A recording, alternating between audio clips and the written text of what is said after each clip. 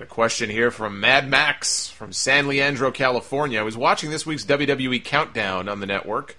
This week was Top 10 Factions. It started out good with the Heenan family, Hart Foundation, Evolution, etc. Then it got to the final four. At 4 was the Four Horsemen. At 3 was the NWO. You would think either of these factions would be number 1 or 2. What got number 2? The Brood. I thought this was a terrible placement on the list, let alone among the top 10.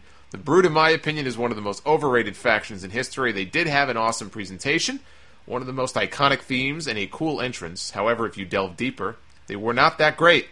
Gangrel did not have promo skills, and while Edge and Christian did, the lines they had to deliver were god-awful. Stuff like, "The fury of the Brood will rage forever." Well, I mean, what did you expect? Shakespeare? Many argue that the Brood were stars in the Attitude Era. However, it was a time where most of the roster were stars. Another argument is that it made Edge and Christian. I believe that Edge and Christian were made after the amazing tag team ladder match with the Hardy Boys at No Mercy.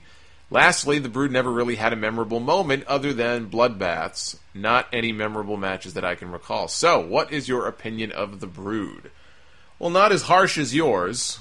I don't look at the Brood as any sort of embarrassment or anything. I thought the Brood was a cool little faction, and I figured they never had big plans for Gangrel. They probably just put Edge and Christian, more so Edge, with them to help Edge get better.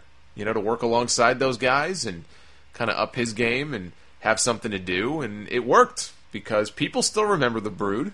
The Brood was one of those pieces of the Attitude Era that people, I think, have fond memories of. Like you said, dude, you admitted it. Cool presentation, cool entrance music. There was a lot of stuff to like about the Brood. But yeah, putting them... Look, number 2 of all time, of course not. I don't take any of that seriously. Those lists that they put together, they do that on purpose. They do it because they want people to get all upset and have a debate on social media, and it becomes a talking point, or it starts trending, or whatever. They do it on purpose, dude. Don't let it get to you. Obviously, the Brood is not in the top 3 or the top 5, maybe not even the top 10 of factions all time. It's their stupid list. Your list is going to look different than my list, who's going to look different from the next person's list.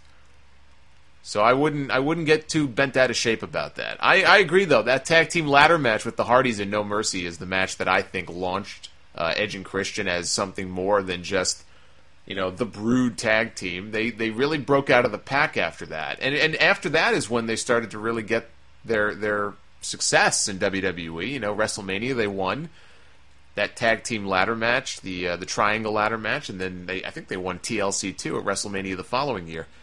And they started the whole 5-second pose routine, and they really started going places.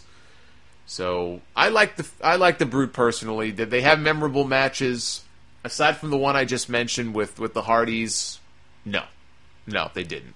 But I think again it was more to help Edge and Christian, and more so Edge, kind of find his footing. And you could find examples of that littered in WWE history, where they'll take young guys who they have big plans for, but they stick them in a faction first because they feel it helps them working with those guys or traveling on the road, like they did with Orton and Batista. But Orton and Evolution, Orton was nobody.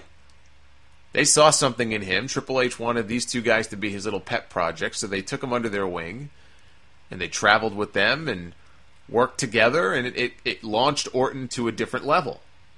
Now, when he got dumped from Evolution, he got buried 6 feet under by losing the belt, a few weeks later back to Triple H, and then the plans they had for him at WrestleMania that year never came to fruition. Batista got the spot instead because he got over unexpectedly.